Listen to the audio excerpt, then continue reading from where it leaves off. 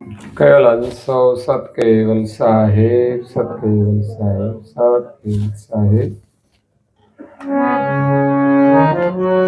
બોલે મુझे ही प्रतिवादिते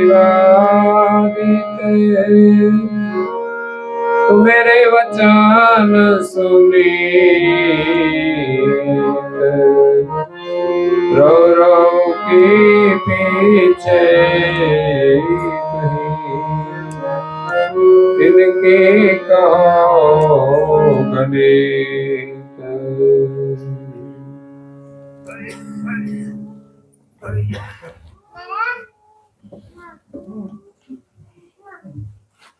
પ્રાય ભક્તજનો, જ્ઞાન સંપ્રદાયના અધ્યસ્થાપક અનંત બ્રહ્માંડાધીશ વિશ્વ નિયંતા સકર્તા સતકૈવલના પરમ વિશેષાંશ અનંત અંશોના તારણહાર પરમ મોક્ષના દાતા સર્વજ્ઞ દિવ્ય પરમ ગુરુ શ્રીમદ કરુણાસાગર મહારાજના કૃપા પાત્ર પરમ શિષ્યા પૂજ્ય શ્રી અચરતબા સ્વરચિત અચરત સાગર ગ્રંથને વિશે કર્મનો મહિમા સમજાવતા સ્કંદ 9 ને વિશે જિજ્ઞાસુ અને મુમુક્ષુ અંશોને યથાર્થ જ્ઞાનનો ઉપદેશ આપતા કહે છે કે બોલે હું જેહી પ્રતિવાદીને તું મેરે વચન સુનિત रो रो की पीछे कही तिनकी कहो गणित. પૂજ્ય શ્રી અચરતબા પરમ ગુરુની કૃપાથી આ ગ્રંથ દ્વારા આપણને સૌને ઉપદેશ આપી રહ્યા છે. જે ઉપદેશ સાંભળીને શ્રોતાજનોને પ્રશ્ન થાય છે કે આગળ આપે કહ્યું કે શિષ્ય જો ગુનાહ કરે છે તે નરકમાં પડે છે, એવા પણ આ જગતમાં ગુનાહ છે. તો એના વિશે તમે એમને જરા વિસ્તારથી સમજાવો. અંતિમ ચોપાઈમાં કહ્યું છે કે શરણાગત આયે પીછે જેહી જન વિચરે સોય ઘોર નરક રો રો પરે પાર ન પાવહી કોઈ. ગુરુના શરણમાં આવ્યા પછી જો એ છૂટી જાય ને તો પછી આ જગતની અંદર આમાંથી બચવું મુશ્કેલ છે. જેમ સમુદ્રની અંદર નાવમાં આપણે બેઠા હોઈએ ને એમાંથી પછી કૂદી પડીએ તો માણસ બચી શકતો નથી. એવી રીતે આપણે પરમ ગુરુના શરણમાં આવ્યા છીએ, આપણું અહોભાગ્ય છે. માનવ જીવન મળ્યું છે એ પણ અહોભાગ્ય છે. આ બધો જો દાવ આપણે ચૂકી જઈશું ને તો પૈસા કામ લાગવાના કે સંપત્તિ કામ લાગવાની કે કુટુંબ પરિવારે કોઈ કામ નહીં લાગે. કુટુંબ પરિવાર એ ભેગા થઈને ભગવાનનું ભજન કરે તો જ સાચો કુટુંબ પરિવાર કહેવાય. નહીં તો આ મેળો બધો વિખરાઈ જવાનો. એક પછી એક બધા છૂટા પડી જવાના, કોઈ પરિવાર રહેશે નહીં. પરિવાર તો આપણે બધા પરમ ગુરુનો પરિવાર છીએ, એ જ આપણો સાચો પરિવાર. અને પરિવાર સાથે મળીને જો પરમ ગુરુની ભક્તિ કરે તો જ એ સાચો પરિવાર કહેવાય. એટલે પરમ ગુરુનું શરણ મળ્યું છે એનાથી આપણે છૂટા ન પડી જઈએ. એના માટે ખાસ આપણી પોતાની અને પરિવારની કાળજી રાખવી જોઈએ. નહીં તો પછી માણસ જેવા કર્મ કરશે એ પ્રમાણે એ કર્મના ફળ ભોગવવા પડશે અને નરકમાં પણ જવું પડતું હોય છે. ઘણા પ્રકારના કર્મ એવા છે કે માણસ અહીંયા કરે ને અહીંયા જ એનું ફળ મળી જાય છે. તમે કોઈને તમાચો મારો ને તમને સામો મારી દે એટલે કામ પતી ગયો, હિસાબ પૂરો.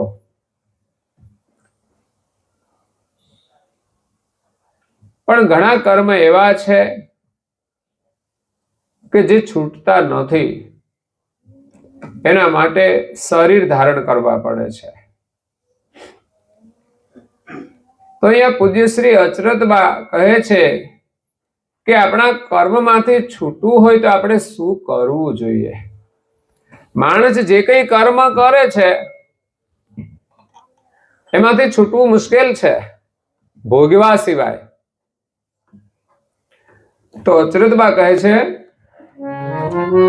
એક કર્મ કરત સકલ જુગ, તેહી ભોગતન તનુ ધાર,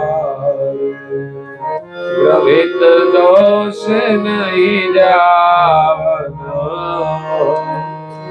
પતિ પે કૌ સંસાર. કુકર્મ કરત સકલ જુગ, જગતના જીવો જો ધારે ને તો સત્કર્મ કરી શકે, નહીં તો પછી કુકર્મ તો થયા જ જાય છે. વાત વાતમાં ખોટું બોલવાનું, એ તો બધું ચાલ્યા જ કરે છે. કોઈની નિંદા કરવાની આ થઈ જાય ને સહેજમાં. કોઈ દિવસ ખાલી જાય ખરો કોઈની વાત ના કરી હોય એવો? ભાગે જ જાય.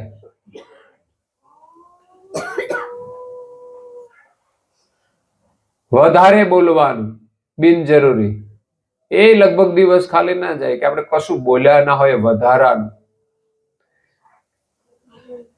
બિનજરૂરી કોઈને દુઃખ થાય એવું બોલવું.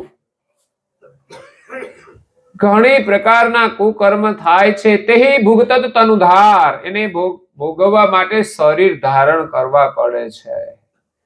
કારણ કે આ કર્મનો દોષ છે ને એ આપણા અંતરની અંદર લાગી જાય છે. ગ્રભિત દોષ નહીં જાવન, આ બધા દોષ છપાઈ જાય છે, પ્રિન્ટ થઈ જાય છે, એ જતા નથી.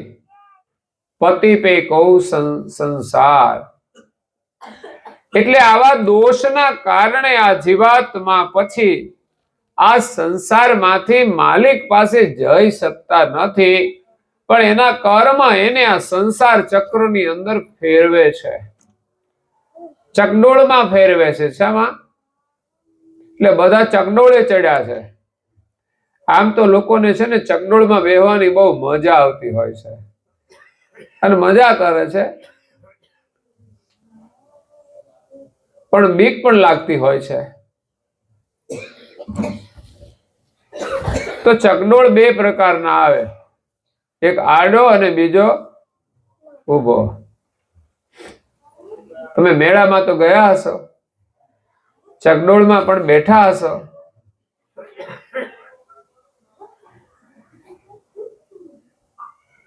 હું એકવાર ઉભા ચકડોળમાં બેઠેલો, તારે ઉપર જઈએ ને તો સારું લાગે, નીચે ઉતરે તો બીક લાગે. એમાં સંસાર પણ એવો છે, જો ઉપર તરફ જાઓ ને તો મજા આવશે, નીચે તરફ જશો ને તો બીક લાગશે. ખોટા રસ્તે જઈશું તો બીક લાગશે, નીચે તરફ રસ્તો છે, ઉપર જવાનો રસ્તો સાચા માર્ગનો છે. ખોટું બોલશું ને તો બીક લાગશે, કઈ પકડાઈ જઈશું તો. ખોટું જે કરીશું એમાં બીક છે, બાકી સાચું કામ કરવામાં બીક નથી. તમે સહજતાથી, નાનું બાળક હોય સાચું બોલી જાય, કઈ બીક ના હોય.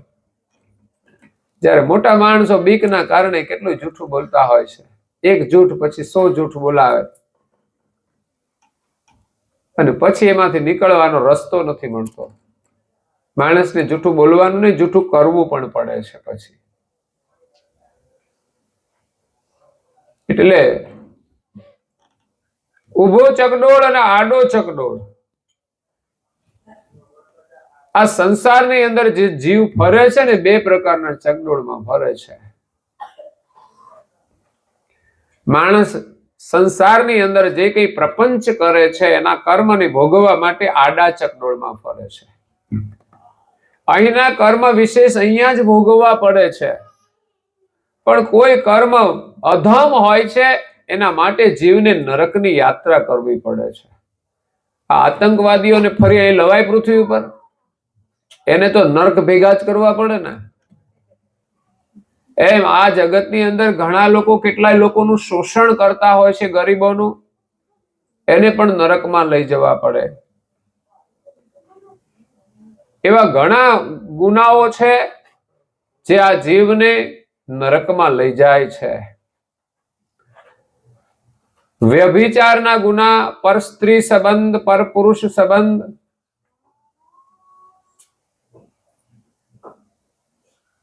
એ પણ જીવને નરકમાં લઈ જાય છે.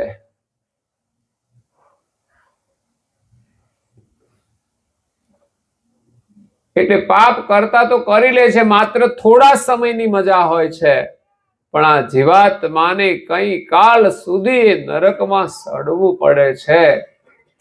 માટે જો માણસ ધર્મ પાળે ને તો જ એ પાપ કર્મથી બચી શકે છે, એને ડર લાગે છે. સત્યના માર્ગે ચાલે કે ધર્મના માર્ગે ચાલે, એને ખોટું કરતા ડર લાગે છે. અને ઘણા લોકો ખોટું કરે છે તો એને પણ જીવનમાં ડરતા જ રહેવું પડે છે. એટલે માણસ ખોટું તો કરે છે, પણ પછી એનું જયારે પરિણામ આવે તો એને ભોગવવું જ પડે છે. તો આજે જે પરિસ્થિતિ સામે આવે ને એને સ્વીકારી લેવી, પણ ખોટું નહીં કરવાનું. નહીં તો આનાથી વધારે વિકટ પરિસ્થિતિ આવશે. એક તો જે પરિસ્થિતિ છે તો રહેવાની છે આપણી, અને જે ખોટું કરીશું તો એનાથી વધારે આપણે સહન કરવું જ પડશે. આજે નહીં થાય તો ભવિષ્યમાં પણ આપણે સહન કરવાની તૈયારી રાખવી જ પડશે. તો કુકર્મ કરત સકલ જુગ, તેહી ભુગતન તનુધાર. એને એ ભોગવવા માટે 84 લાખ પ્રકારના જે શરીરો ધારણ કરીને દુખી થાય છે, એ આડો ચકડોળ. જીવ અહીંથી ગયો એટલે ક્યાં જવાનું? તો કે એના જે કર્મ હોય ને, વાસના હોય, એ પ્રમાણે 84 ના શરીર ધારણ કરીને આડું ફરવાનું. એના જે દોષ છે ને એ છૂટતા નથી. માણસ ભોગવી લે ને ત્યારે જ નિવૃત્ત થાય. અને જ્યારે માણસ પાપનું કર્મ ભોગવતો હોય ને ત્યારે એટલું બધું દુઃખ હોય છે ને, તેને એમાં થઈ જાય કે મારે હવે જિંદગીમાં આવું કામ કરવું નથી, એવું દુઃખ હોય છે. અહીંયા ઘણા ગુનેગારો ગુનાઓ કરીને જેલમાં જાય છે, તો ત્યાં 20 વર્ષની સજા કાઢે ને ત્યાં એને એમ થઈ જાય કે હવે આપણે આવું કઈ કરવું નથી. કર્યું થોડું અને આ 20 વર્ષ સુધી સહન કરવું પડ્યું. ઘણા સુધરી જતા હોય છે અને ઘણા ના સુધરે, એવા ને એવા જ રહેતા હોય. આવીને પાછા એની એ જ પરિસ્થિતિમાં જીવતા હોય, ફરી પાછી એ જ દશા આવે. એટલે એનું જીવન તો એ જ સ્થિતિમાં રહેતું હોય છે, એ સુખી થઈ શકતા નથી.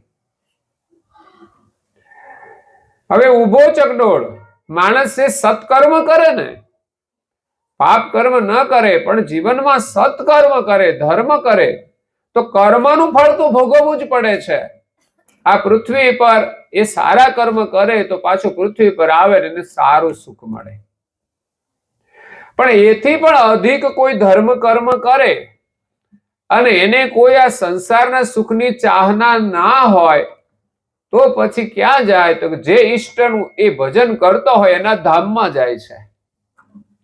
એનું ભજન હોય ત્યાં સુધી ત્યાં રહી શકે, અને પછી પૂરું થઈ જાય એટલે ખાલી કરીને પાછા આવવું પડે છે. એટલે અહીંથી ક્યાં ગયા? ઉપર. ઉપરથી પાછા ક્યાં આવ્યા? નીચે. આ ઉભો ચકડોળ. પણ કોઈ જીવ સર્જનહાર પાસે જઈ શકતા નથી. એટલે કર્મની જંજાળમાં જીવ ફસાયા છે. ઘણા જીવોની હિંસા કરી નાખે છે. એ જીવનત જે જેવા કો કોટે અપરમ પાર બરુ અનત હનનાર કો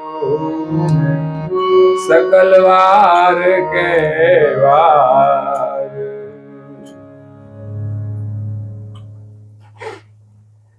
जे कोई जीव बीजा जीवनी हिंसा करे એને હણે છે।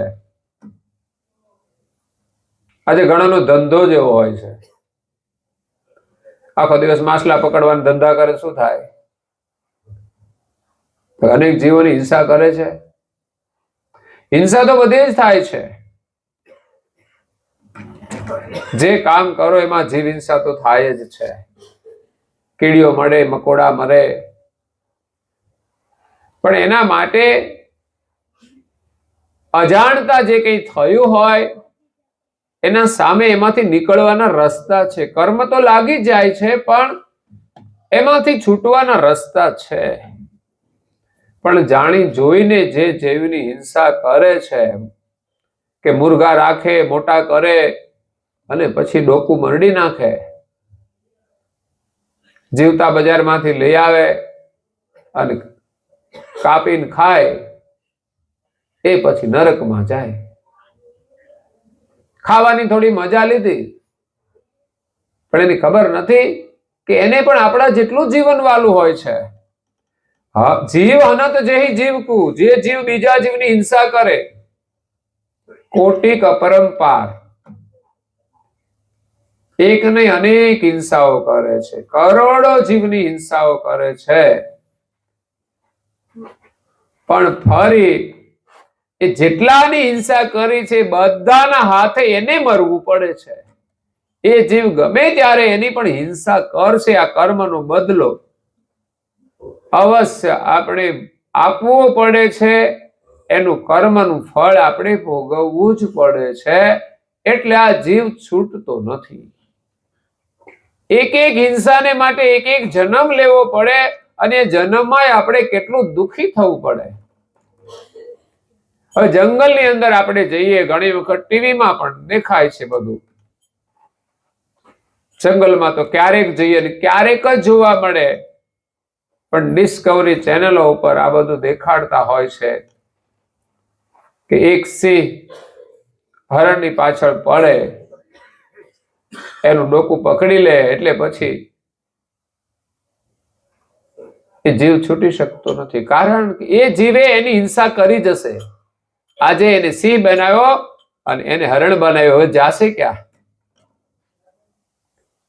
એ જ રીતે જંગલની અંદર ઘણા પ્રાણીઓ છે, નાના મોટા, એકબીજાની હિંસા કરીને જ એ જીવે છે, ખાય છે, એનો આહાર છે, છતાં પણ જીવ તો વાલો હોય દરેકને। એમાં સિંહને કોઈ પાપ કર્મ લાગતું નથી। સીટી વાગે થોડી। સિંહને કોઈ પાપ કર્મ લાગતું નથી। કેમ? કે પ્રાણીની અંદર કોઈ કર્મ બંધન નથી, એ તો માત્ર બદલો લેવા માટે જ આવ્યા છે। એ હરણે કઈ ગુનો કર્યો હશે તો એના હાથે એને મરવું પડ્યું, અને જો ન કર્યો હોય તો છૂટી પણ જાય। એટલે 84 લાખના જે શરીરો છે એની અંદર ચાલશે કર્મ માત્ર ભોગવવાના છે, નવા કર્મ કોઈ થતા નથી। બિલાડું ઉંદરને મારી નાખે, બિલાડાને કોઈ કર્મ ના લાગે, ઉંદરનું કર્મ છે એટલે એના હાથે ખવાઈ ગયું, પણ આપણે મચ્છર મારીએ તો પછી ભોગવવા પડે। ઘણા લોકો ઘરમાં ફટાકડા ફોડતા હોય છે, બોલો એની ખબર નથી આપડા આટલા જ ફટાકડા ફૂટશે। હું ઘણા ઘરે જાઉં તો ઓલી નેટ જોઉં, મેં કે આ રેકેટ રમવાની છે, ફૂલ રેકેટ ની? ના ના ના, એ તો અમારે મચ્છર ભગાડવાની, મચ્છર મારવાની। આ રેકેટ વાળાના રેકેટ બહાર પડશે, મારવા હોય તો મારજો, કારણ કે આપણને કરડે તો મારવા તો પડે જ ને। હે, પણ સારો ઉપાય છે મચ્છરદાની લઈને સુવાનો।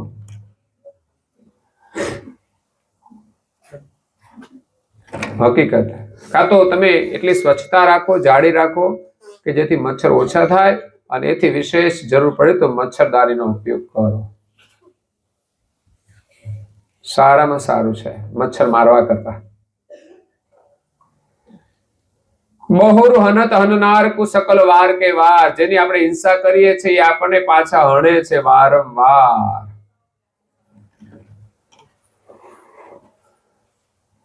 તો આપણે જીવનમાં નાના મોટા ઘણા બધા કર્મ કરીએ છીએ, એમાંથી છુટકારો કેવી રીતે મળે? કેતેક ભજન પ્રતાપ સે મિટત અગણિત પાપ, મિટત અગણિત. કેતે કરણી કરણી સે હોત પાપ.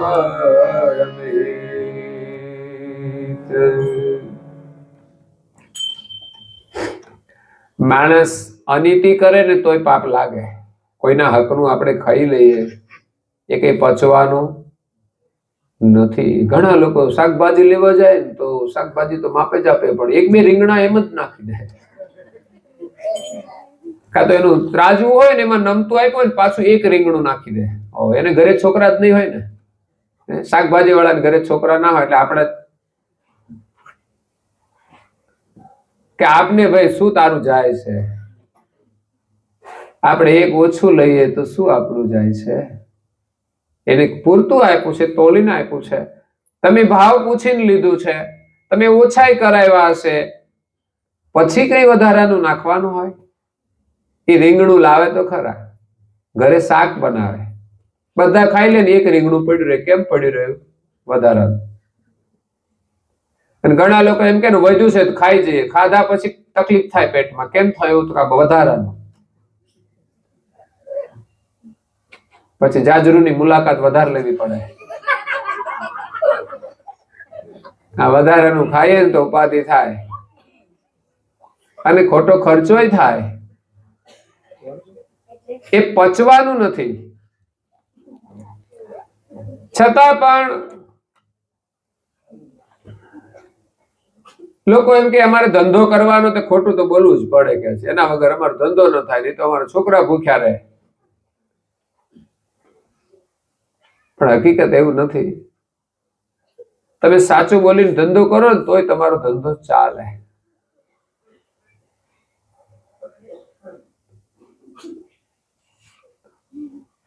સાચું બોલવાથી આપણો ધંધો થોડો ઓછો થાય, પણ સાચું બોલવાનો લાભ આપણને બહુ મોટો છે.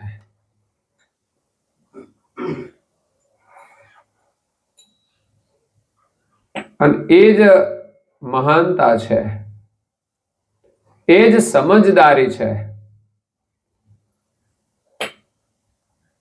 નાનો લાભ જતો કરી અને મોટો લાભ લેવો એ સમજદારી છે. પૈસાનો લાભ સામાન્ય હોય છે અને સાચું બોલવાનો લાભ એ મોટો હોય છે. પણ કોઈ લોકો જ એ સમજતા હોય છે કે આ લાભ આપણે લેવો છે. મહાપુરુષે આ લાભ લીધા તો એ મહાન બની ગયા. ગાંધી બાપુ વકીલ હતા કે મારે જૂઠું બોલવું ના પડે એટલે જે સાચો કેસ હોય ને એની સાચી તરફેણ કરીને મારે એ કેસ લડવાનો, કે જેથી આપણે કાવા દાવા ના કરવા પડે. નહીં તો કેસ એક જ હોય, એક સાચો હોય, એક માણસ ખોટો હોય. એટલે ખોટા પક્ષનો છે વકીલ હોય અને ખોટું બોલીને એનો પક્ષ લેવો પડે. અને ઘણીવાર ખોટા વાળા પણ બહુ યુક્તિથી કેસ જીતી જતા હોય છે. સાચા વાળો ભલે હારી જાય પણ જીવનમાં એ નહીં હારે. એને સત્યનો પક્ષ લીધો છે ને સત્ય કાર્ય કર્યું છે, એની જીત અવશ્ય થશે. પણ ક્યારે હિંમત નહીં હારવી જોઈએ. અને જૂઠા વાળાને લાભ થાય છે એમ સમજીને ક્યારે જૂઠું નહીં કરવું જોઈએ, નહીં તો આપણે ફસાઈ જઈશું. એ તો લાભ દેખાતો હોય છે પણ એ મૂળ તો એને નુકસાન જ થતું હોય છે. પછી જયારે વધારે નુકસાન થઈ જાય ત્યારે પછી મોટા ખાડામાં પડે, પછી બહાર ના નીકળી શકે. એટલે આ પાપોમાંથી બચવું કેવી રીતે એનો રસ્તો પૂજ્ય શ્રી અચરતભાઈ આમાં બતાવ્યો છે. તો કયું કેતે કે ભજન પ્રતાપ છે મેટત અગ અગણિત. અગણિત પાપ આપણા ભજન પ્રતાપથી મટી જાય છે. વિચાર કરો, જો માણસ ભજન કરે, ભગવાનનું સ્મરણ કરે, એની ઉપાસના કરે, તો એ ભજનના પ્રતાપે આપણા ઘણા બધા વૃત્તિની અંદર જે દોષ જામેલા હોય એ નિર્મૂળ થઈ જાય છે.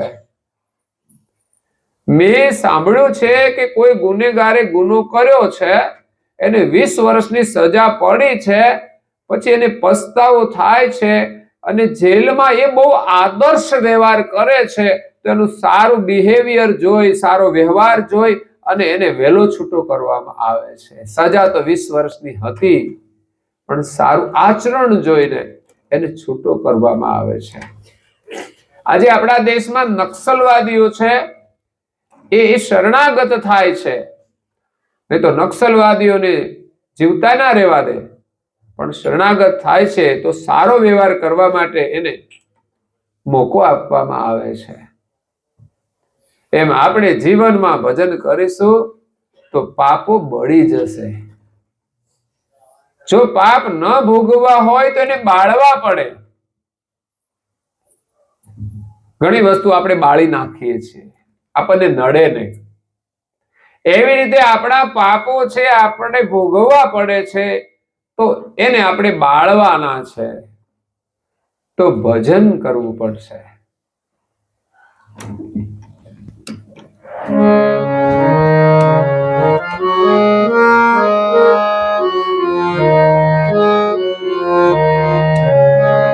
હે કહો ને એ ગુરુજી ભજન કેમ કરીએ રે, અમને અંતર્યામી મળ્યા રે.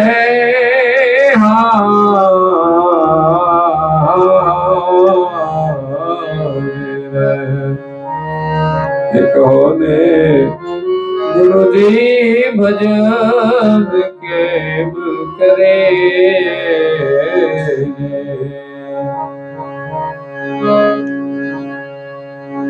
મોટા ધણીની તમે ફેરવો માળા, છોડી દો જગતના ચાળા. અજીણો મહિલા અજીણો મારા સતગુરુ પાલવાળા. કહો ને ગુરુજી ભજન કેમ કરે.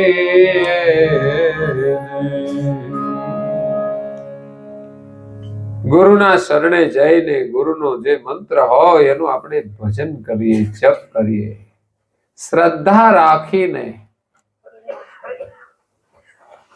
આપણો ઉદ્ધાર થઈ જશે. માતંગ ઋષિએ શબરીબાઈને જે મંત્ર આપ્યો અને કહ્યું કે તું આ મંત્રનું સ્મરણ કર, એને જે વચન આપ્યું કે રામ તારી ઝૂંપડી આવશે, એટલે ઝૂંપડીની શબરીબાઈના અંતરની અંદર એક જ માળા ચાલવા લાગી, રામ રામ રામ રામ. એની પ્રતીક્ષા, એનું સ્મરણ થાય છે. માણસને જે વસ્તુ જોઈએ ને પછી એને સ્મરણ કરવું નથી પડતું, પણ થયા જ કરે છે. જે લગ્ન કરવા હોય ને ચારે બાજુ કન્યા જ જોવે, કારણ કે લગ્ન કરવા છે. એટલે જેને ભણવું છે ને ભણવા તરફ ધ્યાન આપશે. ગાડી ચલાવે છે ને રોડ ઉપર ધ્યાન રાખવું પડે. આડોવડું જોયે તો ઉતરી જાય નીચે. તમે ખેતરમાં બધું વાવ્યું છે તો તમારા ચિંતનમાં એ બધું ચાલ્યા જ કરે. સવારે ઉઠો એટલે કેવું ના પડે તમારે ખેતરનું ચિંતન કરવાનું. એ બધું કામ થવા જ માંડે, આ કરવાનું તે કરવાનું. ઘરમાં રસોઈ કરતા હોય ને બધું એનું કામ કરવા જ માંડે. એટલે ભગવાનના સ્મરણ માટે બસ આપણે એક પ્રતીક્ષા કરવાની છે, ભગવાનને મેળવવાની. સબરીબાઈએ ગુરુના વચનમાં વિશ્વાસ રાખીને પ્રતીક્ષા કરતા એનું જીવન રામમય બની ગયું અને એની ભક્તિ પરિપૂર્ણ થઈ તો રામ આવીને એમની ઝૂંપડીને પાવન કરે છે અને એમને દર્શન આપે છે, એમનો પ્રસાદ ગ્રહણ કરે છે અને એના ચરણમાં જ એ શરીરને છોડીને દેવલોક પામી જાય છે. એટલે પાપ કર્મમાંથી છૂટવાનો ઉપાય છે ભજન.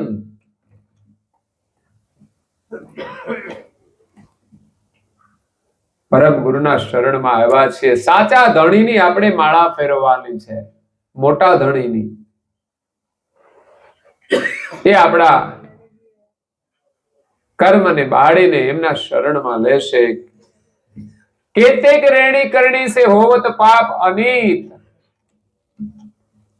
જે અનિત્ય પાપ થાય છે, અનિતિ માણસ કરે છે સામાન્ય, તો એનું ફળ આપણે ભોગવવું જ પડે છે. ઘણી વાર લોકો ભેળસેળ કરતા હોય છે. ભેળ ખાય તો સારું, પણ ભેળસેળ ભેગું કરે. ઘણાને ભેળ ભાવતી હોય, પણ ઘણાને ભેળસેળ ભાવતી હોય. તો ભેળસેળ કરે તો એને લાભ થાય ખરો, પણ અનિત્યનું કર્મ તો એને ભોગવવું પડે છે. ઘણી વાર કોઈને વસ્તુ આપવાની હોય ને એને આપી દીધી હોય પછી એમાં બદલી નાખે, એ કપટ. તો અનિતિથી માણસ જે કર્મ કરે છે એમાં જો માણસ ઉત્તમ કરણી કરે ને, ઉત્તમ પ્રકારે આચરણ કરવા માંડે ને, તો એ કર્મ દોષમાંથી છૂટી જાય. બે રીતે છૂટે. એક તો માણસ ઉત્તમ કર્મ કરે એટલે પછી નીચ કર્મ વૃત્તિ છૂટી જાય આપણી, એટલે નવા કર્મ ન થાય, તો એમાંથી આપણને છુટકારો મળે છે. અને બીજા જે થઈ ગયા છે એમાં પણ આપણને માફી મળે છે. આપણે ત્યાં કોઈ મજૂર કામ કરતો હોય એટલે કઈ ભૂલ કરી નાખી ચાલો, પણ પછી સારું કામ કરે ને તો આપણે એની ભૂલને જતી કરીએ છીએ અને સારા કર્મનું ફળ પણ આપીએ છીએ. તો સત્કર્મનું ઉત્તમ ફળ છે કે એનું ફળ આપણને મળે છે સુખ રૂપે. પરંતુ આપણે જે કંઈ ખોટું કર્યું છે એમાં પણ આપણને રાહત મળે છે. કુદરતી નુકસાન થઈ જાય છે તો સરકાર રાહત આપે છે. એમ જીવનમાં આપણે થઈ ગયું છે નુકસાન, એ તો થઈ ગયું છે, પણ સારું કામ કરીએ ને તો એ કર્મની અંદર રાહત મળે છે. એટલે હંમેશા ઉત્તમ પ્રકારની રહેણી કહેણી આપણે પાળવી જોઈએ. આપણા પરિવારનું વાતાવરણ જેવું બનાવીએ ને તો ઓટોમેટિક પરિવારના બધા જ બાળકો બધાનો આદર કરતા હોય. નાના મોટા દરેક લોકો એકબીજાનો આદર કરે અને એને એ સંસ્કાર દ્વારા એવા સુખનો અનુભવ થાય કે જેથી ક્યારેક ખોટા રસ્તે ના જાય. નહીં તો આ દુનિયામાં લોકો લોભ અને લાલચથી ખોટા રસ્તે ચડી જતા હોય છે, કુસંગથી ખોટા રસ્તે ચડી જાય છે.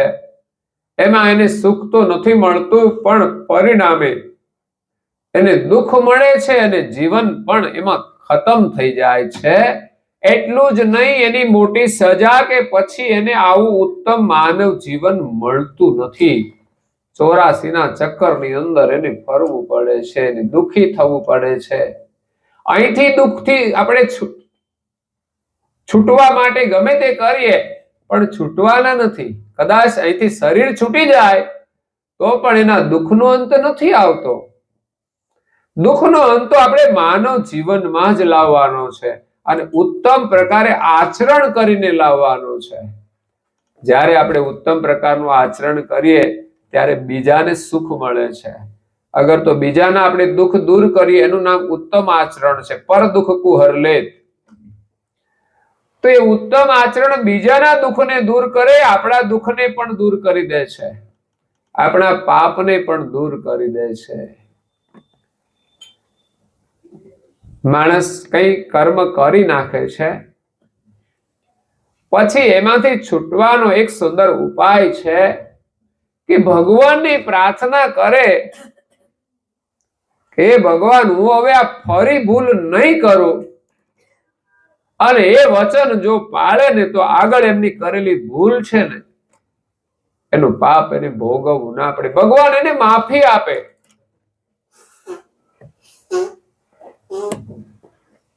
પણ વચન પાળવું પડે કે હવે આવી ભૂલ હું નહીં કરું, ખોટું નહીં બોલું.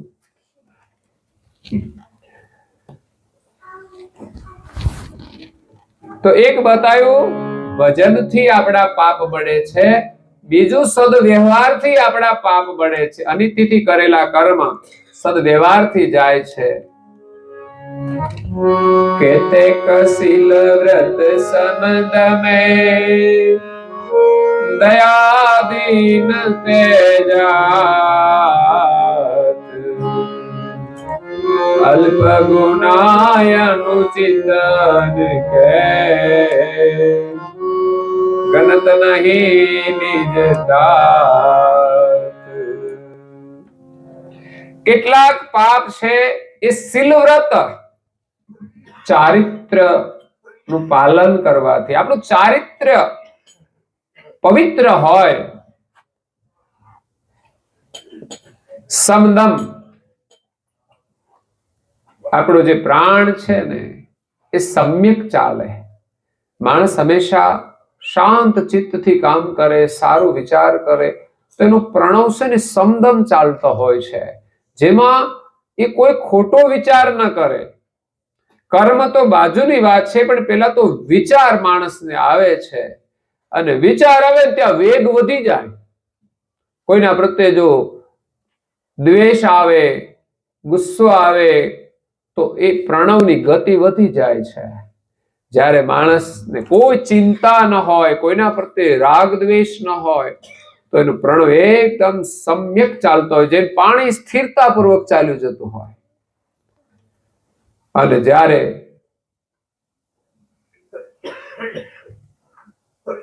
પૂર આવ્યું હોય પાણીનું નદીમાં, ત્યારે તો ઘૂઘવાટા કરતું હોય પાણી. એટલે સ્થિર પાણીની માફક આપણો પ્રણવ પણ સ્થિર ચાલે, જેમાં કોઈ આવેગ ન હોય, કોઈ આવેશ ન હોય,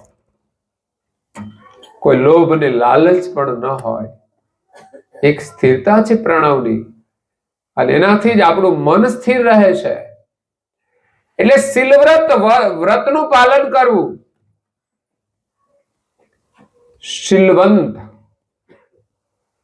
જેમાં કામ, ક્રોધ, મોહ, અહંકાર આ બધાનો ત્યાગ કરવાનો છે.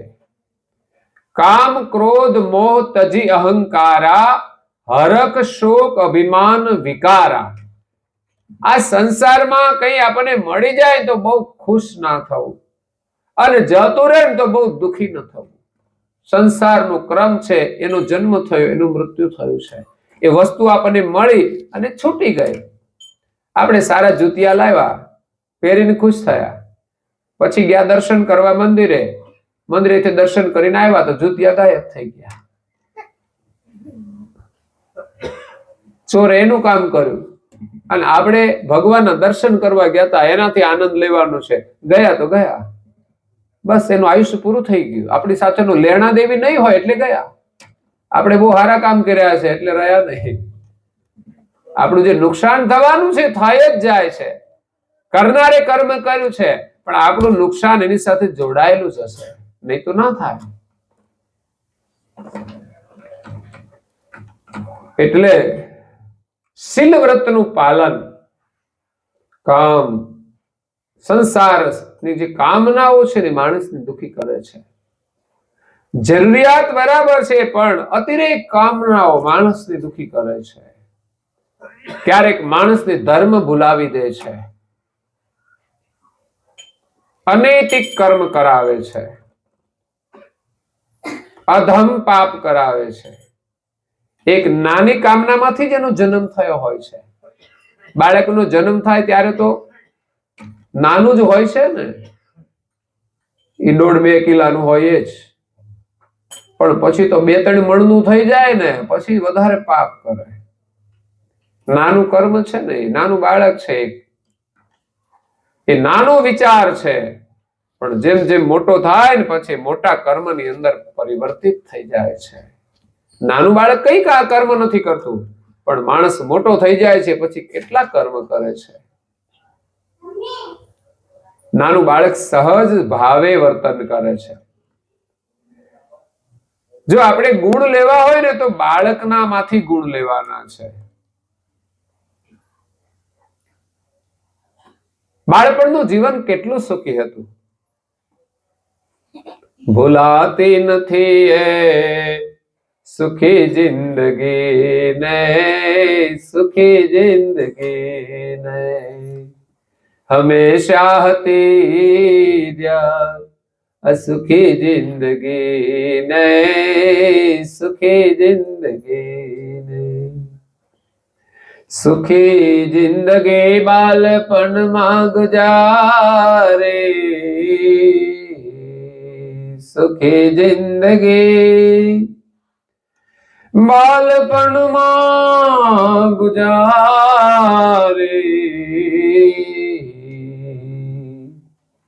અજવાનીએ કીધી દુખી જિંદગી ને, દુખી જિંદગી ને.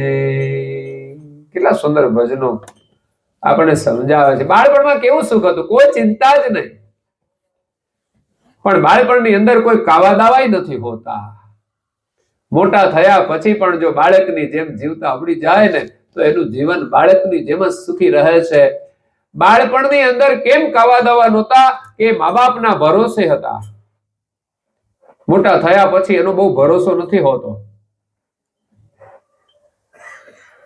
પછી પોતાની જાતે બધું કરે છે, અહંકારમાં કરે છે, પ્રલોભનમાં કરે છે. બાળપણમાં જેમ માતા પિતાના ભરોસે માણસ ખોટું નહોતો કરતો, એમ મોટો થયા પછી જો ઉપરવાળાના ભરોસે ખોટું ના કરે તો બાળકની જેમ જ તમારું જીવન સુખી રહે છે. પણ લોભ ને પ્રલોભનમાં માણસ પોતાની મહત્વાકાંક્ષાઓ વધારે છે અને એને પૂરી કરવા માટે પ્રપંચ કરે છે. એનું પરિણામ એના ઘરની અંદર, એના જીવનમાં શાંતિ નથી રહેતી. તો શીલ વ્રતનું પાલન કરવાથી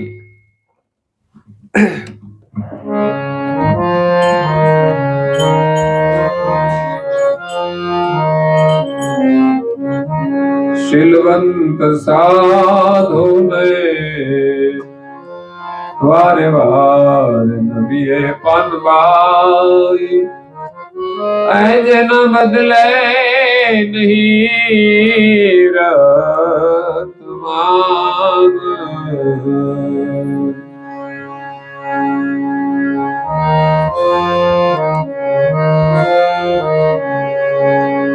વારે વાર નબીએ પાનવાઈ, જેના બદલે નહીં રતમાન.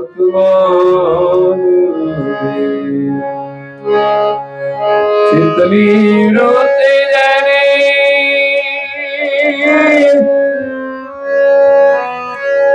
સદાઈ નિરામણીને, ચિતની રોતે જાને સદાય નિરામણીને. મહારાજ થયા મહેરબાન, એ શત્રુ મિત્ર જને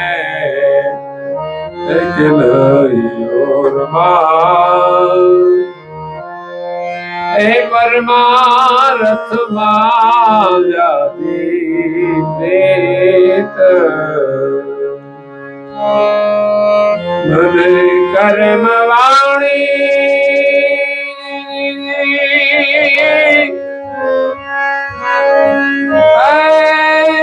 ઉચનમાં ચાલે પંબાઈ, એવી રોડે પાડે જો રે.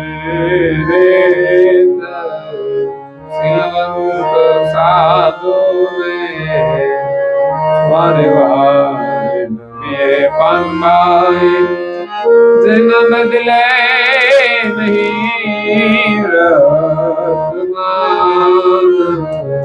બદલે નહીં રતમાં સિલવંત સાધુ કોઈ પણ મહાપુરુષ હોય ગ્રહસ્થી હોય એમને વારંવાર પ્રણામ કરો કે જે શીલ વ્રતનું પાલન કરે છે, જેના બદલાય નહીં વર્તમાન, ગમે તેવી પરિસ્થિતિ આવે ક્યારે જૂઠ નહીં કરે, ગમે તેવી મુશ્કેલી આવે ક્યારે ખોટો રસ્તો નહીં પકડે, એનો વ્યવહાર નહીં બદલાય, એ સત્યને નહીં છોડે, એ છે શીલવંત. શીલ મારી દે પછી વિચલિત ન થાય. શીલવંત સાધુને વારે વારે નમીએ પાનબાઈ જેના બદલે નહીં વર્તમાન, ચિત્તની વૃત્તિ જેની સદાય નિર્મળી, સમદમ પ્રણવ ચાલતો હોય, નિર્મળ વૃત્તિથી એ અલખનું આરાધન કરે અને કામે પોતાનું કરતા હોય અને એનાથી એનું જીવન પણ નિર્વાહ થતો હોય છે. મહારાજ થયા મહેરબાન. એ તો મહેરબાની ગુરુ મહારાજની હોય ને ત્યારે આપણું ચિત્ત આ સંસારની અંદર સ્થિર રહે અને શીલ વ્રતનું પાલન થાય. એટલે પરમ ગુરુમાં આપણે શ્રદ્ધા રાખીને જીવીશું ને તો જ સુખી થઈશું. શત્રુ ને મિત્ર જેને એકે નહીં ઉર્મા.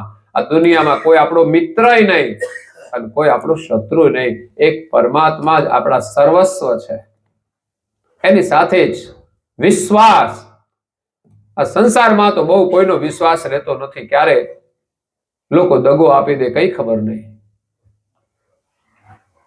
એટલે પરમ ગુરુમાં વિશ્વાસ રાખીને શત્રુ મિત્ર એકે નહીં વરુમાં, જેને પરમાર્થમાં પ્રીત.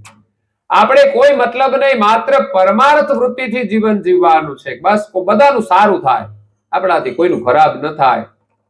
પેલો નિયમ તો એ જ, કોઈનું ખરાબ ન થાય. અને સંભવ હોય ભગવાન આપણને શક્તિ આપે તો કોઈનું સારું કરવું, કોઈની મદદ કરવી. મન કર્મ વાણી એ તો વચનમાં ચાલે. એનું મન એ પણ ગુરુ મહારાજના વચન પ્રમાણે જ વિચાર કરે, એની વાણી પણ એ જ ઉચ્ચારણ કરે અને એનું શરીર પણ એ જ કર્મ કરે.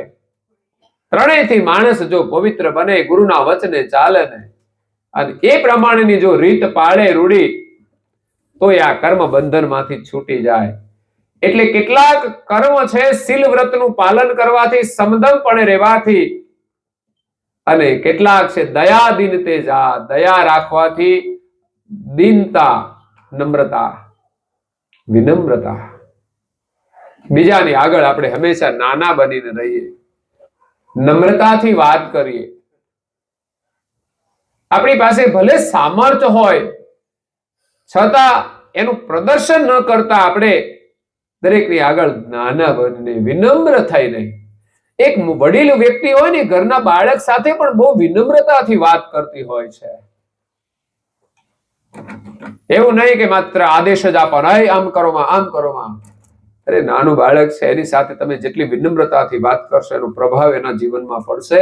એ જ વિનમ્રતા તમારા આગળ એ વ્યવહારમાં લાવશે. એટલે અલ્પ ગુના અનુચિંતન કે નાના નાના ગુના તો છે ને પરમાત્મા ગણતા જ નથી આપણા. જો સારું કામ કરીએ ને તો એ બધા નહીં ભોગવવા પડે.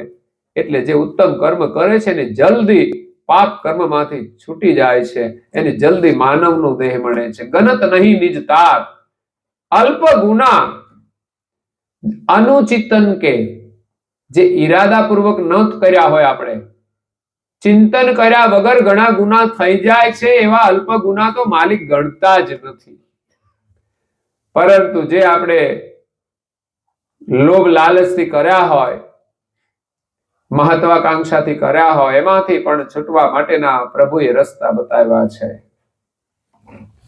જો એ પ્રકારનું આચરણ કરીએ ને તો જીવનમાં સુખ મળશે. कहते कसत भाषण होते, असत न उचरत रंच, हलन चलन गति साज के, आग में कछु बंध કેતેક સત ભાષણ હુતે, કેટલા ગુનાઓ સત્યનું ભાષણ કરવાથી, સત્ય ઉચ્ચારણ કરવાથી એ બળી જાય છે, સત્યની અંદર એ રહી શકતા નથી. એકવાર સત્યની તમે ધૂણી જલાવો ને, પછી આગની અંદર પાપ કર્મ બળી જશે. આ બધા યજ્ઞ છે, નામ સ્મરણ એ પણ એક યજ્ઞ છે, એની અંદર પણ પાપ બળે છે. અસતન ઉચરત રંચ, પછી એક રંચ માત્ર પણ અસત્યનું ઉચ્ચારણ ન કરે તો એ સત્યની આગમાં, આગ મેં કછું ન બંધ, જેમ આગની અંદર કશું બચી શકતું નથી, જે બળે ને એ રાખ થઈ જાય, એમ આ સત્યનું ભાષણ કરવાથી એની જે આગ પ્રગટ થાય ને એમાં પાપ કર્મ રહી શકતા નથી. હલન ચલન ગત સહેજ કહે, અને આપણું હલન ચલન ગતિ પણ આપણી સહજ થઈ જાય. કોઈ ચાલ રમવાની નહીં, સહજતાથી ચાલવાનું, સીધી ચાલથી ચાલવાનું, સહજતાથી. આપણે કોઈ તકલીફ ન પડે એવી રીતે સહજતાથી ચાલ્યા જઈએ, એમ આપણું જીવન પણ સહજ બની જાય. નહીં તો ઘણાને તકલીફ થાય ને પછી હાલવામાં તકલીફ પડે, ટેકો રાખવો પડે, વાંકું ચૂકું હાલવું પડે, ઊંચા નીચું થવું પડે.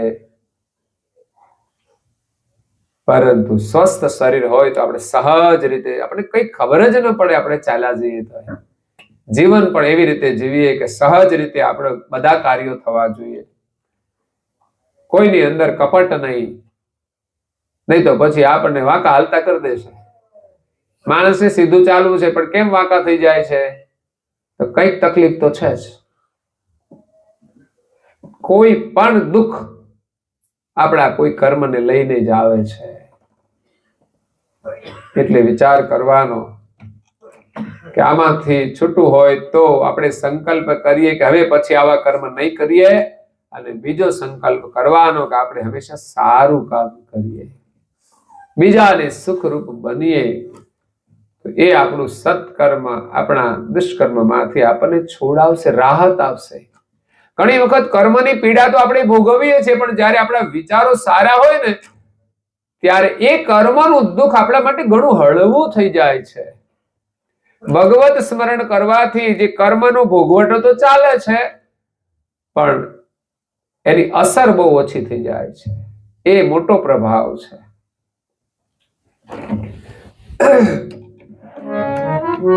કેતેક સરલ સ્વભાવ સે કછું ન મન કટુલાવે, ન્યાય કરત નર ઓર કે દુભવિત દોષ ન થાય. કેટલાક કર્મ આપણા સરળ સ્વભાવથી દૂર થઈ જાય. આપણે ઘણાને જોઈએ સંસારમાં, ઘણાનો સ્વભાવ એટલો સરળ હોય ને, ઘરમાં કોઈની હારે એને માથાકૂટ જ ન થાય, અને ઘણાનો સ્વભાવ એવો હોય બધાની સાથે એને માથાકૂટ થાય. એ ઘરમાં માથાકૂટ કરીને નીકળે ને પછી બજારે જાય ત્યાંય માથાકૂટ થાય. બોલો, એ ગાડી લઈને કોઈ સામે આવ્યો હોય છે દબાવવાની હોય તો ના દબાવે, એટલે એને માથાકૂટ થઈ જાય. આવું પણ બનતું હોય છે. હવે ભીડ હોય એમાં બે જણા સમજીને કરે તો જ નીકળાય, નહીં તો ના નીકળાય. એક જણો ઉભો રહે પણ હામો એના માથાનો શેર માથે હવાશેર મળે ત્યારે એને ખબર પડી જાય, માથું ભાંગી નાખે. એકવાર સુરતની બજારમાં અમે અમારી ગાડી હતી, આગળ એક રિક્ષા વાળો, એની સામે એક ભાઈ આવ્યો ગાડી લઈને જાય એવું નતું. પેલા રિક્ષા વાળા પર દાદાગીરી કરવા માંડ્યા. તને ખબર છે હું કોણ છું? એની ભાષામાં બોલતો હતો બધું. પણ મને વિચાર આવ્યો કે આટલી બધી દાદાગીરી કરવાની ક્યાં જરૂર છે ભાઈ? એ રિક્ષા વાળો કઈ ત્યાં એમ જ થોડો આવ્યો છે, એને નીકળવાનું છે, પણ તું દાદાગીરી ન કરતોય નીકળી જશે, પ્રેમથી કહેશો તોય નીકળી જશે. એ તો આજે કદાચ રિક્ષા વાળા આગળ દાદાગીરી ચાલશે, કાલે હેવી વાહન હશે ને એની સામે તું જઈને ઉભો રહેજે અને ત્યાં આમ એની આગળ દાદાગીરી કરજે. દાદાગીરી કરી હોય ને કોઈક દિવસ તો એની હામી પડે જ.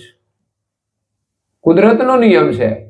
કે એને પાઠ તો ભણાવવો જ પડે, અને પાઠ ભગવાને ન ભણાવવાનો હોય તો આવા બધી આડા ચાલતા હોય એટલે ગમે ત્યાં પછી એને ભટકાઈ જ જાય. એ 4 વ્હીલ લઈને જતો સામે ટ્રક વાળા આવ્યો હોય તો કચડાઈ જાય નીચે, બહુ અહમ રાખવા જાય તો. એટલે કેટલાક સરળ સ્વભાવથી, સરળ સ્વભાવ નમન કોટિલાય યથાલાભ સંતોષ સરાય. સંત તુલસીદાસજી મહારાજ શ્રી રામાયણમાં કહે સરળ સ્વભાવ નમન કુટિલાય, મનમાં કોઈ કુટિલતા નહીં, મતલબ કોઈ કપટ નહીં. યથાલાભ, કપટ કોને કરવું પડે? જેને લોભ ને લાલચ હોય એને કપટ કરવું પડે.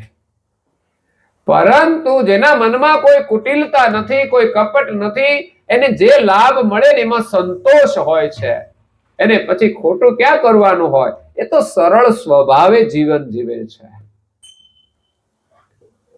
ઘણા એવા સરળ સ્વભાવના લોકો જોવા મળે, ખુશ થઈ જઈએ કે વાહ, આ પ્રકૃતિના પ્રદેશમાં આ દુનિયાના પ્રલોભનમાંથી છૂટીને એનામાં જે સંતોષ વૃત્તિ છે કે જેટલું મળે એમાં આપણે એ પ્રમાણે જ જીવવાનું. લોકોની આવક હોય એના કરતા વધારે ખર્ચ કરી નાખે એના જેવી બીજી કોઈ સમસ્યા નથી. એવું નથી કે કરવું જ પડે. અને ઘણી વાર તો આવક ઓછી હોય છતાં ખોટા ખર્ચ કરતા હોય. મહિને 2-3 હજાર ના તો મસાલા ખાઈ જતા હોય. વિચાર કરો. એટલે પછી એને પ્રપંચ કરવો પડે આ બધા ખર્ચ કાઢવા માટે.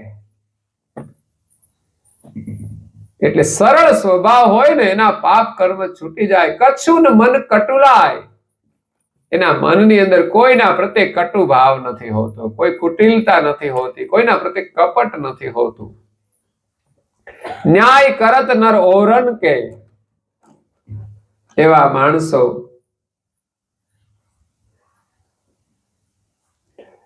દુભવિત દોષ ન તાય. જ્યારે બીજાને આપણે ન્યાય આપીએ ને ત્યારે એને દોષ નથી લાગતો. એક ન્યાયાધીશ છે, સામે 2 વ્યક્તિ આવી છે અને કોઈ ખોટું કર્યું હોય અને એને સજા આપવામાં આવે તો એને માર પડે છે, શિક્ષા કરવામાં આવે છે, એનો દોષ એને લાગતો નથી. માણસ જો ન્યાય કરે બીજાના માટે અને કદાચ એને દુઃખ થાય ને તો એનો દોષ નથી લાગતો. ન્યાય કરવા માટે, કોઈને લાભ માટે આપણે કંઈક કહીએ, એને ખરાબ લાગે થોડું સાચું બોલવામાં, પણ એનો દોષ આપણને નથી લાગતો.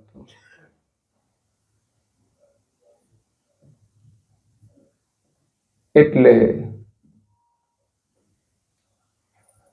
કોઈને આપણે ઔષધિ કડવી પીવડાવીએ છીએ તો શા માટે? એના રોગને દૂર કરવા માટે.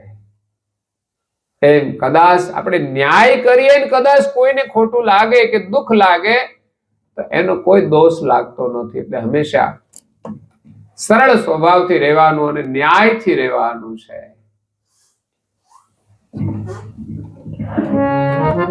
કેતેક મુનિ વ્રત ધરહિતે સહિત સાચ પતિ હૈ વદન યજ્ઞાય ક્યો કરી લાગી શકે. કેટલાક પાપ મુનિવ્રત પાળવાથી, મૌન રાખવાથી. મૌન એ બહુ સારી વસ્તુ છે. એક તો આપણને વાણીના કર્મથી બચાવે. મૌન વ્રત પાડવાથી સહિત સાચ પતિ હેત, અને સાથે સાથે મૌન ધારણ કરી અને આપણા સર્જનહાર પ્રત્યે જો આપણને સાચો પ્રેમ હોય તો જે મિથ્યા વદન અગતાયકુ, મિથ્યા વાણી વધારાનું બોલવાથી ઘણીવાર પાપનું સર્જન થાય છે, તો એમાંથી બચી જાય છે, ક્यों કરી લાગી શકે. તો મિથ્યા વચન જે નથી ઉચ્ચારતા એને ખોટું બોલવાથી જે પાપ લાગે છે એને લાગતા નથી. એટલે ખોટું તો નહીં જ બોલવું જોઈએ, પણ વધારાનું નહીં બોલવું જોઈએ, કારણ કે વધારાનું બીજાના માટે માથાનો દુખાવો હોય છે. ઘણા લોકો બહુ બોલતા હોય ને એટલે બીજા સામે વાળા છે ને એને થાય કે હવે તો આ માથું ચડશે એટલે ભાગો જલ્દી, એટલે જતા રહે. પરંતુ જે મૌન રાખે છે ને એ આવા દોષોમાંથી બચી જાય છે. તો અહીંયા પૂજ્ય શ્રી અચરતબા કહે છે,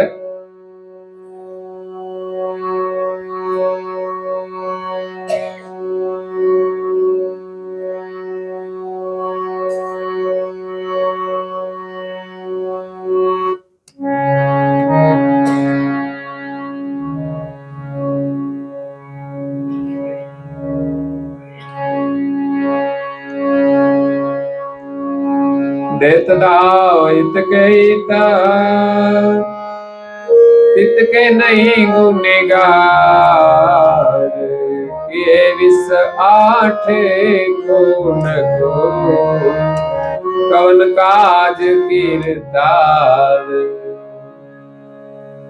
આ બધા કર્મના ફળ જીવને અહીંયા જ ભોગવવા પડે છે, તો પછી 28 નરકકુંડ બનાવ્યા છે. શા માટે?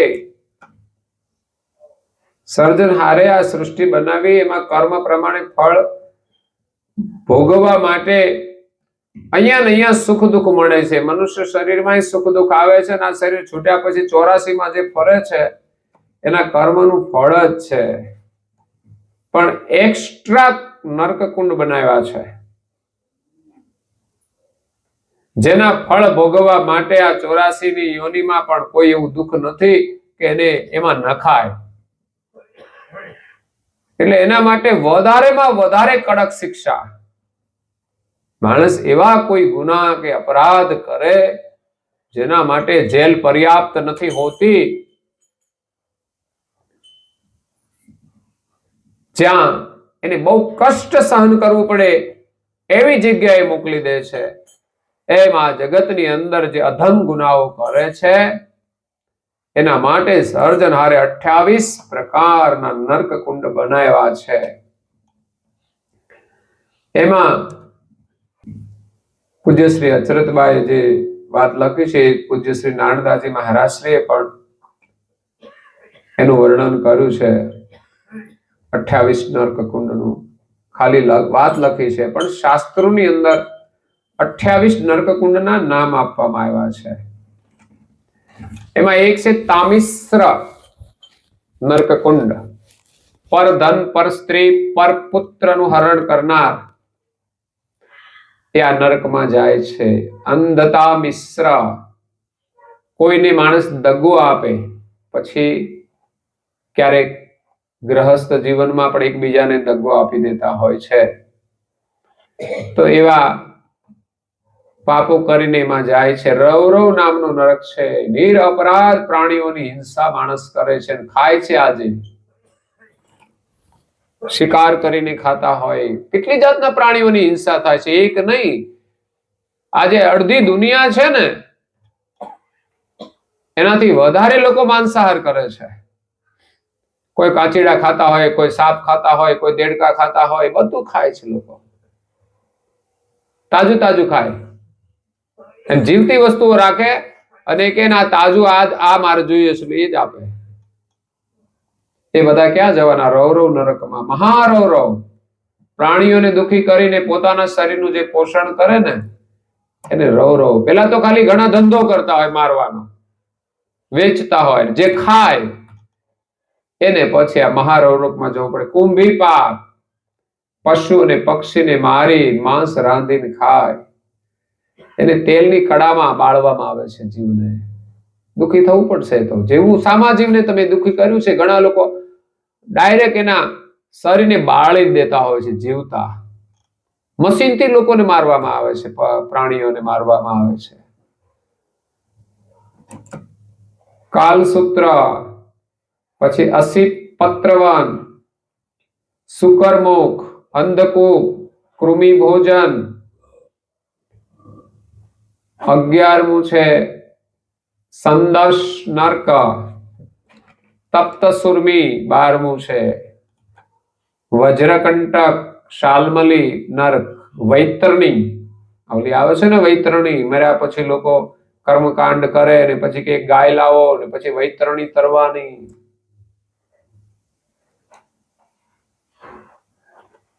જે શાસક ઉત્તમ કુળમાં જન્મી અને ધર્મને જે દૂષિત કરે એ આ વૈતરણીમાં પડે છે.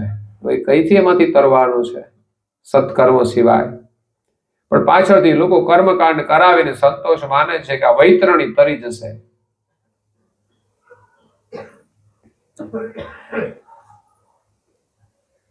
તો પુયોત, પ્રાણરોધ, વિસર્ષણ, લાલાભક્ષ, સારમેયાદ ને આવા અનેક પ્રકારના નામો 28 નર્કકુંડના આપવામાં આવ્યા છે. એ માણસ અધમ કર્મ કરે છે. ઘણા લોકો કેટલા લોકોની એક સાથે હિંસા કરી દેતા હોય છે. જે પહેલગાંવ બદલો પ્રસંગ બન્યો હતો, આતંકવાદીઓએ એમની સ્ત્રીઓની સામે જ એમના પતિને મારી નાખ્યા. એ અધમ કર્મ છે. તો આના માટે પછી એને કોઈ જન્મ નથી કે ભાઈ પ્રાણીમાં નાખે, પશુમાં નાખે તેના કર્મનું ફળ મળી જાય. તો આવા લોકોને પછી અધમ શિક્ષાઓ થતી હોય છે. અહીંયા પકડાય તો અહીંયા શિક્ષા થાય તો અડધી ઓછી થઈ જાય, પણ પૂરી તો ના જ થાય. હા, એવા પાપોની સજા અહીંયા પૂરી ના થાય.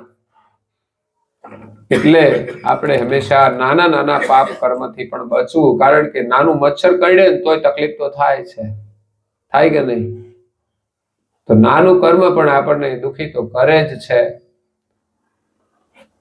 તો પાપમાંથી બચવા માટે પૂજ્ય શ્રી અચરતબાઈએ ઘણા બધા ઉપચાર બતાવ્યા કે ઉત્તમ પ્રકારનું આચરણ, ભજન, સત્ય વચન, શીલવ્રત, આ બધું જો આપણે આચરણમાં લાવીશું ને તો જૂના કઈ હશે છૂટી જશે અને નવા થશે નહીં. તો ભજન થશે ને તો આપણને પરમ આનંદ ની પ્રાપ્તિ થશે. પરમ ગુરુની કૃપાથી આપણને આપણા સર્જનહારનું સાનિધ્ય મળશે. ત્યાં માત્ર ને માત્ર સુખ જ છે. અહીંયા રાત દિવસ તો સુખ માટે જ દોડીએ છે ને, પણ જીવનના અંતે તો કઈ સુખ હાથમાં આવતું છેલ્લે તો રડતા રડતા જાય છે. ઓ બાપા નો માડી, છેલ્લે શરીરમાં પણ કોઈ સુખ રહેતું નથી. કારણ કે એ સુખ તો બધું છૂટવા વાળું હતું, જવા વાળું હતું. સાચું સુખ તો ભજન છે, અને ભજન તો તમે છેલ્લી ઘડીએ પણ કરીને સુખી રહી શકો છો. આજે સદગત આત્મા છે દિયા, એમણે એમની અધૂરી યાત્રા છોડીને વિદાય લીધી છે. થોડી દુઃખદ વાત છે. એ પણ એમના માટે આત્મહત્યાનો દોષ કહેવાય છે. જીવનમાં ક્યારેય આપણે આ કામ કરવું ના જોઈએ. આટલા માટે આ કથા આપણે સાંભળવાની છે કે કર્મના દોષમાં આપણે બંધાઈએ નહીં, એમાંથી છૂટવા માટે આપણે ભજન કરવાનું છે. એટલે આજના સત્સંગથી સદગત આત્માની સદબુદ્ધિ પ્રાપ્ત થાય એવી પરમ ગુણાચરણમાં પ્રાર્થના છે કે જીવનની આગળની કોઈ યાત્રામાં એ કોઈ સામાન્ય પરિસ્થિતિને કારણે કે કઈ પ્રલોભનના કારણે એ પોતાનું જીવન ના ગુમાવી દે. એની મહત્વાકાંક્ષા એટલી કોઈ મહત્વની નહીં હોય કે જેના માટે એને જીવનનું બલિદાન આપી દીધું છે. જીવન આપણને બહુ ઉત્તમ મળ્યું છે, અને સંસારની મહત્વાકાંક્ષાઓ કોઈ આપણી પૂર્ણ નથી થતી, કેટલી કાયમ રહેતી નથી. એટલા માટે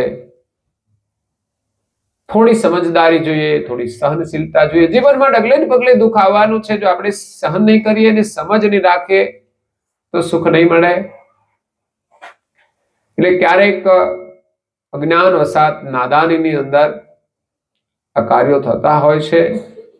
એટલે બાળક જીવનની અંદર કઈ અનુચિત પગલું ભરે ભગવાન માફ પણ કરી શકે છે. એટલા માટે આપણે સદગત આત્મા માટે પ્રાર્થના કરીએ છીએ કે આપના ચરણમાં એને રાખજો. એમના પાછળ એક ઉત્તમ સત્સંગનું કાર્ય કર્યું છે કે બાળક એમની ભૂલને સમજી પુનઃ જીવનમાં ક્યારેય આવી ભૂલ ન કરે. ક્યારેક જ આવા પ્રસંગો બનતા હોય છે. તો આ એક ઉત્તમ જીવન ભગવાને આપ્યું તો એમનો એને સદુપયોગ ન કર્યો. એટલે આવું ઉત્તમ જીવન ભગવાન આપણને આપે છે, એનું આપણે મૂલ્ય કરવાનું છે, ભગવાનનું ભજન કરવાનું છે. જીવનમાં ગમે તેટલું દુઃખ હોય ને તોય જીવન છોડવાનું નથી. માનવ જીવન તો માનવ જીવન છે. એમાં ભગવાનના બે નામ લ્યો તો તમારા દરિદ્રતા દુઃખ ને બધું ટળી જાય. આપણને ભરોસો હોવો જોઈએ. ભલે દુઃખ હોય, ઘણા લોકો બહુ અંત સમયે દુઃખી હોય, કોઈ વચ્ચે પણ દુઃખી હોય. દુઃખ તો દુઃખ જ હોય છે, પણ છતાંય એનું મૂલ્ય સમજીને આપણે એમાં પ્રકાશ કરવાનો છે. ભગવત સ્મરણનો, સત્સંગનો, સેવાનો. હિંમત રાખીને એક સારું નામ લઈશું ને વિશ્વાસે આપણે તરી જઈશું.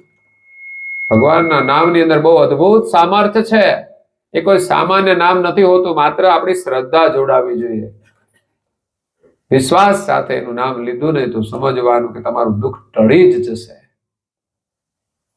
તો આ સાથે દિયા કુમારીને આપણે આત્માને શ્રદ્ધાંજલિ આપીએ છીએ આજના સત્સંગની, ઉપાસનાની. કાલે પણ જે કંઈ સત્સંગ ભજન થશે એ બધું સદગત આત્માને આપણે શ્રદ્ધાંજલિ રૂપે અર્પણ કરીએ છીએ. આપ સૌના ઉપર પરમ ગુણી કૃપા વરસતી રહે. સંસ્કાર સંપન્ન પરિવાર એમની કૃપાથી સુખી રહે એવી પરમ ગુણાશણમાં પ્રાર્થના કરીએ છીએ. આ પારાયણમાંથી આપણે જેટલો સત્સંગમાંથી સમજણ પડે, બોધ મળે, એટલું આપણે થઈ શકે એટલું કાર્ય કરવા પ્રયાસ કરવાનો છે. એક તો પરમ ગુની દીક્ષા આપણી હોય એ આપણી રક્ષા કરે. એમનો જે મંત્ર છે એમાં શ્રદ્ધા રાખીને જેટલો પણ જપ થાય એટલું કરવો. પરમ ગુરુનું પૂજન કરવું, બધાએ કરવું. એવું નહીં ઘરમાં દાદાએ કર્યું છે, કોઈ વ્યક્તિએ કર્યું છે, પણ આપણે કરવું. અને કપાળમાં તિલક ધારણ કરવું. એમના આશીર્વાદ હશે તો આપણે સુખી થઈશું. અને પ્રાર્થના છે, ઉપાસના આખી છે, પણ શરૂઆત થોડાથી કરજો. મંગલા શણગાર અને કરતા સ્તુતિની જય વિધિ સુધી. જય વિધિ તો આવડવી જ જોઈએ અને આવડે છે બાળકોને. હવે બધાને આ રીતે જ અભ્યાસ કરવાનો. ઘરમાં સવારે સાંજે વારાફરતી કોઈ ને કોઈ જે બોલાવે તો આ બહુ ઉત્તમ સંસ્કાર છે. રોજ 2 વખત સવારે ને સાંજે ભગવાનનું સ્મરણ જે બોલાય તોય આપણું જીવન સફળ થશે. આ કોઈ સામાન્ય સંસ્કાર નથી. એ જ આપણને મનુષ્ય જીવનમાં લાવશે. એટલે અઠવાડિયામાં એકાદ વખત અનુકૂળતા હોય એ પ્રમાણે સમૂહ ઉપાસનાનું આપણે આયોજન કરીએ, જેથી આખા પરિવારના અંદર સંસ્કારનું નિર્માણ થાય. પરમ ગુના ગ્રંથો છે, આ બધી ચોપાઈઓ છે ને વાંચવા જેવી છે. આપણા જીવનમાં જ્ઞાનનો પ્રકાશ થશે. તો રોજે તમારા મનથી એકલાવને સમય મળતો હોય તો એ કામ કરવાનું. બજારે જઈને નહીં બેસવાનું. કોઈ કાં તો પાડોશી જોડે વાતો કરવા નહીં બેસી જવાનું. એ ગ્રંથ રાખવાનો. નવરાઈ પડે ને એટલે આપણે ખોલીને થોડું વાંચી લેવાનું. થોડું વાંચવાનું. જેમ આપણે છે ને નવરા પડીએ ત્યારે શું કરીએ ખબર છે? મોબાઈલ ખોલીએ. નવરા બેઠા હોય મોબાઈલ ખોલીએ, વોટ્સએપ જોઈએ, એકાદ 2 વસ્તુ જોઈએ, કાં તો યુટ્યુબ ખોલે, થોડું જોઈને પાછું મૂકી દઈએ. એમાં થોડું જોતા રહો. નવરા પડો ને ત્યારે બહુ જાજુ તમને ના રસ પડે, કારણ કે આ મોબાઈલમાં કઈ બહુ જાજો રસ નથી પડતો. વોટ્સએપમાં કઈક સારી વસ્તુ જોતા હોય ને તો રસ પડે. બાકી તો લોકો ફેરવા જ કરતા હોય. ઘડીક આ જોયો, ઘડીક ઓલું જોયો, ઘડીક ફેરવા કરે. એમાં કઈ લાભ ના થાય, કઈ લાભ હોતો નથી. એમ આપણે આ ધર્મ ગ્રંથ છે ને થોડો તમારે ખોલ્યા કરવાનું અને એમાંથી થોડું વાંચી લેવાનું, થોડું યાદ રાખવાનું. એનું ચિંતન કરશો ને તમારો રસ્તો ખુલી જશે અને તમને એમાંથી રસ મળશે. ઉત્તમ ને સત્ય જીવન જીવવાનો એમાં રસ છે. આ કોઈ સામાન્ય શબ્દો નથી. આ તો મહાપુરુષોએ કેવી સાધના કરી છે. પૂજ્ય શ્રી અચરતભાઈ 3 મહિના સુધી અન્નજળનો ત્યાગ કર્યો. ત્યારે પરમ ગુરુ આવીને પ્રગટ થયા. એમણે કીધું તમારી શું ઈચ્છા છે? ત્યારે અચરતભાઈ કીધું મારા મુખથી છે ને એવી વાણીનો ઉચ્ચાર કરાવો કે જેથી જગતના જીવો સર્જનહારને સરળતાથી સમજી અને એનું ભજન કરીને ભવ પાર થઈ શકે. વિચાર કરો, આવી ભાવનાથી જેમણે તપ કર્યું અને આપણને આવા ગ્રંથ આપ્યા છે, આપણે તો માત્ર એને થોડો વાંચવાનું છે, અધ્યયન કરવાનું છે. એકલા અધ્યયન કરીએ યા તો સમૂહમાં અઠવાડિયામાં એકાદ વખત અનુકૂળ સમય આપણા થોડા અનુયાયીજન હોય ને એને ભેગા થઈને આ ગ્રંથનું વાંચન કરવું જોઈએ. સૌરાષ્ટ્રમાં અર્જણસુપ ગામ છે, ત્યાં સાંજે કોઈને કામ ના હોય, બહેનો તો 20-25 બહેનો મંદિર છે, આશ્રમ, ત્યાં આવી જાય. આપણે તો આટલી જગ્યા હોય તો બહુ થઈ ગઈ, બધાને ઘરે એટલી જગ્યા તો હોય જ. મોટા મકાન કરવાના હું તો એટલી જગ્યા હોય તો સત્સંગ બધા અડધો કલાક, એ તો કલાક બેસે, અડધો કલાક પણ આપણે કરી શકીએ છીએ. હમણાં એક ગામમાં ગઈકાલે ગયા તો એ હિંમતપુરા ગામ, તો મેં કીધું અહીં શું પ્રવૃત્તિ ચાલે? કે અમે છે ને બેનો નીકળીએ 4 વાગે પ્રભાત ફેરીમાં. 4 વાગે, વિચાર કરો, આપણે 6 વાગે ના ઉઠતા હોય લોકો, એને બદલે 4 વાગે રેગ્યુલર ઉઠી જવાનું, પ્રભાત ફેરીમાં જઈ 5 વાગે ગાયો ભેંસોનું કામ હોય એટલે 4 વાગે ઉઠી જાય. નહીં તો કે અમારે તો સવારે ઉઠીને આ બધું કરવાનું હોય, ક્યાં પ્રભાત ફેરીમાં જવું? પણ ભાવના હોય છે ને તો 5 વાગે ગાયો ભેંસો દોવાનો સમય થાય છે તો 4 વાગે ઉઠીને પ્રભાત ફેરી કરી લે છે. તો આ છે ઉત્તમ ભાવના. અને પ્રભાત ફેરીમાં જાય એટલે જેની ભાવના હોય ને એ લોકો એમની આ ઓટલી હોય ને ત્યાં એક વાટકો મૂકી દે અનાજનો, તે પ્રભાત ફેરી વાળા લઈ જાય, જ્યાં જ્યાં મૂકેલો હોય, રોજનો નિયમ હોય એટલે ત્યાં પડ્યો જ હોય, અને એ પક્ષીઓને ખવડાવી દે છે. એક પુણ્યદાન થાય છે. એટલે હવારે 2 કામ થાય, ભગવાનનું નામે લેવાય અને સેવાનું કાર્ય પણ થાય. જે એમના ઘરે મૂકે એને પુણ્ય મળે, અને જે લઈને પક્ષીઓ સુધી પહોંચાડે એને પુણ્ય મળે. તો આ અચરદભાઈ કીધું ને, આ દુષ્કર્મમાંથી છૂટવાના ઉપાય છે. તો આપણે બીજા ક્યાંય થતું હોય ને એમાંથી પ્રેરણા લઈને આપણે કરવાનો પ્રયાસ કરીએ. તો ઘરમાં અવશ્ય તમે પરિવાર સાથે આ પારાયણમાંથી પ્રેરણા લઈ અને કંઈક આપણો વિકાસ થાય પરિવારનો, સંસ્કારનો. સંસ્કાર હોય છે છતાં પણ એવું નહીં માનવાનું કે આપણા ઘરમાં તો છે. ના, હજુ ઘણી બધી કચાશ હોય છે, એટલે આ બાળકો છે ને ભૂલ કરી દેતા હોય છે. એટલે આપણે ધ્યાન રાખવાની અવશ્ય જરૂર છે. અને આપણે પણ કાયમ માટે આ પ્રવૃત્તિની જરૂર છે. નહીં તો ભગવાનનું ચિંતન નહીં થાય, ભગવાનમાં પ્રીતિ નહીં થાય. ભગવાનનો શું મહિમા છે જ આપણને ખબર નથી. પણ આ ગ્રંથોનું અધ્યયન કરીએ ત્યારે ખબર પડે કે સર્જનહાર કૈવલ એ કેવા છે, સૃષ્ટિ કેવી રીતે બનાવી છે, એનો મહિમા શું છે. તો અહીંયા સમય થાય છે તો કથાને વિરામ આપીએ છીએ. આવતીકાલે વડોદરાથી હસમુખભાઈ આવ્યા છે, જે આપણું પારાયણ વસાદરા હતું અને આજે આવવાનો યોગ થયો. તમારો બહુ આગ્રહ હતો પૂર્ણાવતીનો. પછી મેં રિક્વેસ્ટ કરી એમને કે ભાઈ ક્યારે આવું, તો અત્યારે એક સત્ર એમને આપીએ અને એક સત્ર અહીંયા લઈએ, એમ કરીને આજે તમને આ સત્રનો લાભ મળ્યો છે.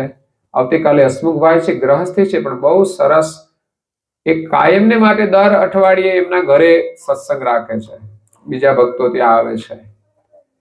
એક સમય હું સારસા હતો ત્યારે અઠવાડિયામાં 6 દિવસ 6 વિસ્તારમાં કેન્દ્રો ચલાવતા હતા.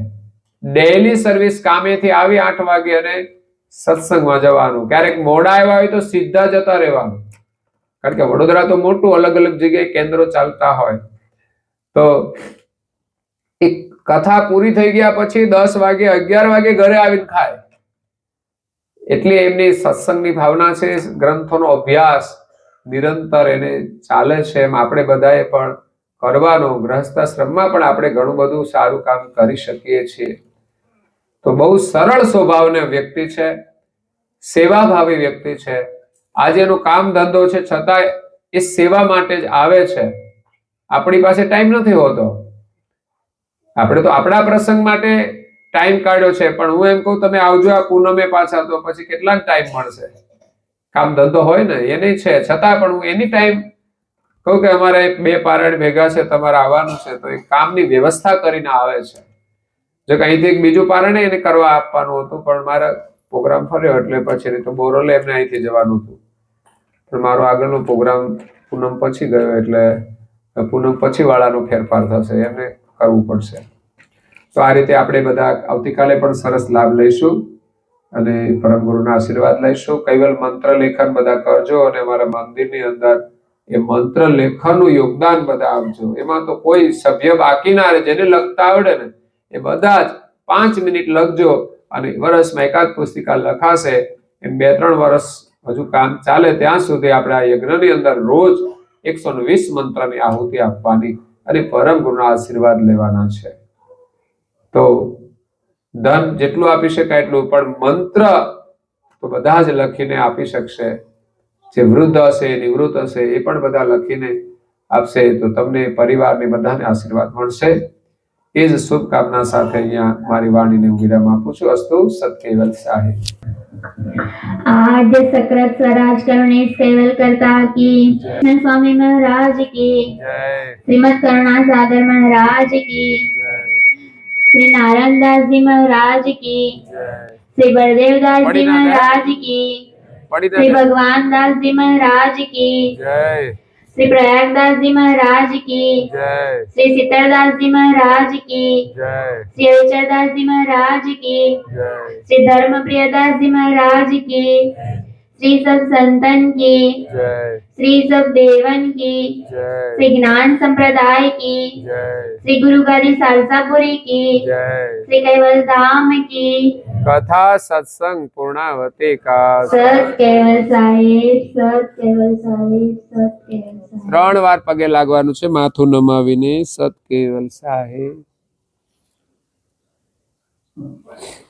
કેવલ હંસો સત કેવલ સાહેબ. બોલો જો. આજુબાજુ સૌને કહેજો પ્રેમથી સત કેવલ સાહેબ, સત કેવલ સાહેબ.